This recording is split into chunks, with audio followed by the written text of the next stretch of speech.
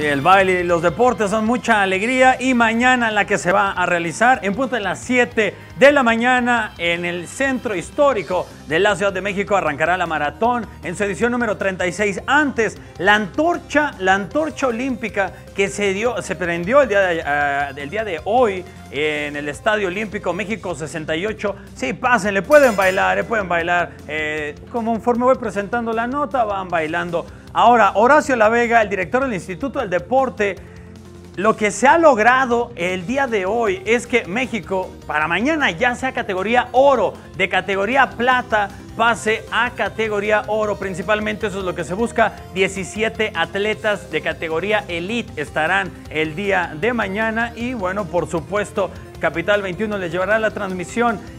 Los dos atletas que ven en pantalla, uno es japonés, quedó en segundo lugar en el 68 y el de amarillo, uno de Tanzania, fue el último lugar, pero todos le aplaudieron cuando entró en aquel año 1968, cuando Enriqueta Basilio prendió el pebetero olímpico. Qué año tan hermoso para México y también, por supuesto, con mucha tragedia. Bueno, ahora sí escuchemos, pongámosle mucha atención y veamos quién es Daniel Almazán. Adelante.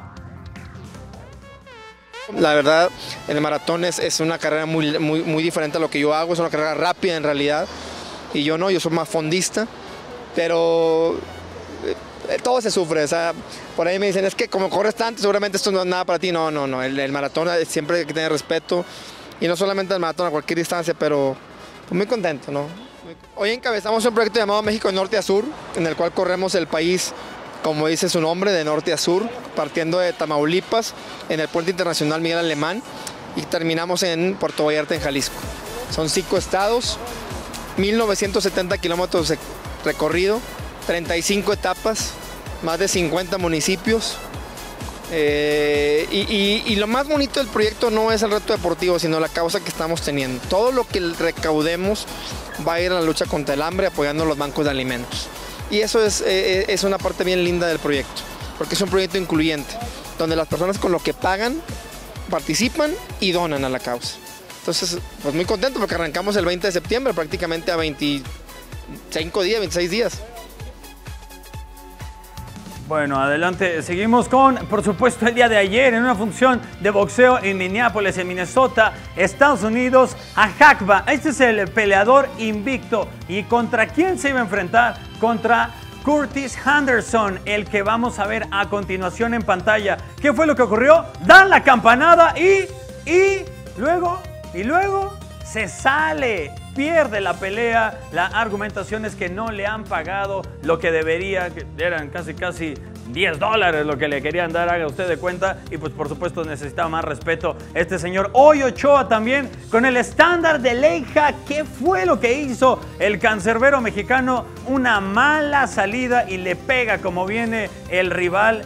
Al final el partido quedó emparejado a 2. Qué feo balón, por cierto, con el que juegan allá en la liga belga. Ni modo, aunque eso no le quita, por supuesto, lo buen portero que es Guillermo Ochoa, sobre todo con la selección mexicana. Mientras eso no lo haga con el Tri, todo está muy bien. Y por supuesto, Diego Reyes, que ya firmó con el Fútbol Club Fenerbahce de Turquía.